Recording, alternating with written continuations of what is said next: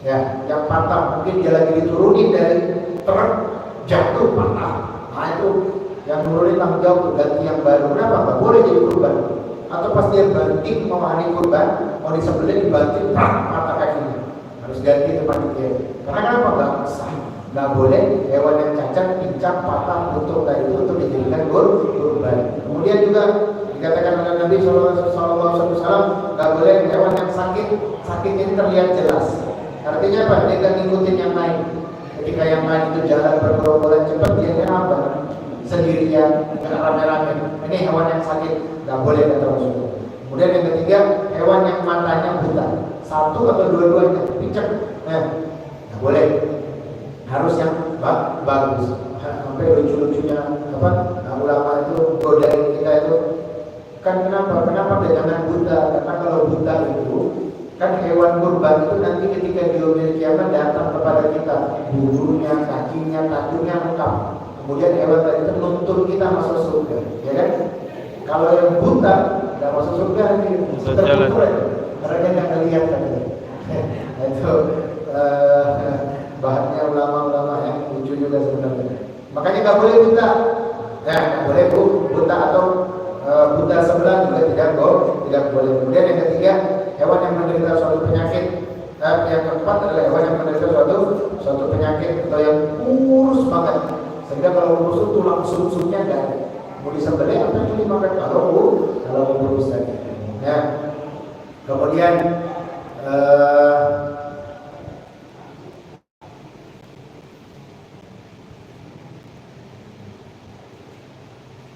sunnah memotong hewan kurban sendiri.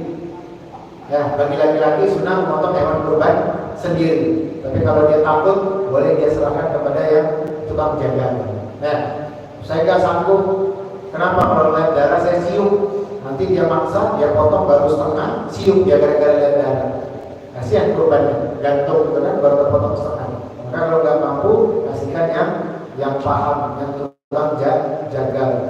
Tukang jaga juga harus belajar bagaimana cara matikan hewan itu dengan insaf, lemah lembut, kemudian dengan kasih sayang. Jadi hewan itu mati langsung mati. Kadang ada yang disembelih masih 15 menit, 20 menit masih kayak tersiksa. Biasanya itu potong set hanya 10 menit hilang sudah.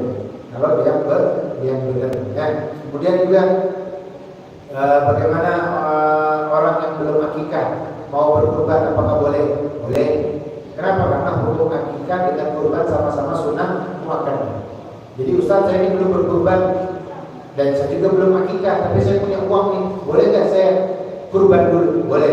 Kenapa? Kullu gulamin rahinatun bi aqiqatihi tudbahu anhu yawma sabah. Jadi kata Nabi SAW, setiap anak itu tergadai dengan akikahnya, dan akikah tersebut disembelih untuknya di hari ke-7.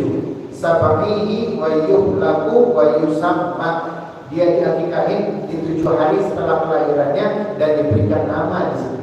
Artinya akikah ini tanggung jawab orang tua. Tapi ini hukumnya sunnah. Boleh nggak saya nggak akikah Ustaz? Boleh, kan itu sunnah. Ya, bagi kalau memang mampu punya kelebihan silakan akikah. Tapi kalau memang Ustaz saya pas-pasan makan nggak akikah, saya nggak apa-apa, tidak masalah. Ya, jangan terbebani. Nanti Ustaz saya udah gede, dulu saya nggak diakikahin, boleh nggak saya sekarang akikah diri saya sendiri? Boleh, tidak masalah. Tapi kalau dia, nah itu juga di Aisyah Baijuri disebutkan juga boleh akikah dan kurban berbarengan, boleh. Jadi misalnya uangnya ngepres 3.200.000 saja, tapi pengen akikah juga anaknya perempuan, ya sudah sekalian kurban sama kita. Bisa itu, bisa ya. Itu pendapat. Kemudian dianjurkan ketika kurban, kan kita tahu kurban ada 2, wajib sama sunnah. Yang wajib adalah yang dinazarkan. Anak saya kalau lulus saya mau potong sapi untuk kurban tahun ini, nazar. Saya kalau lulus jadi dokter, saya mau nazar anak saya potongkan sapi kemudian saya kurban tahun ini. Dia udah nazar, udah ditentuin lagi. Nah ini wajib dia untuk kurban. Dan dia tidak boleh makan dagingnya. Dia dan orang yang dia nafkahi tidak boleh. Kemudian yang kedua wajib juga, tapi namanya takyin. Takyin itu apa? Kayak semacam perkataan. Jadi dia bilang, ya ini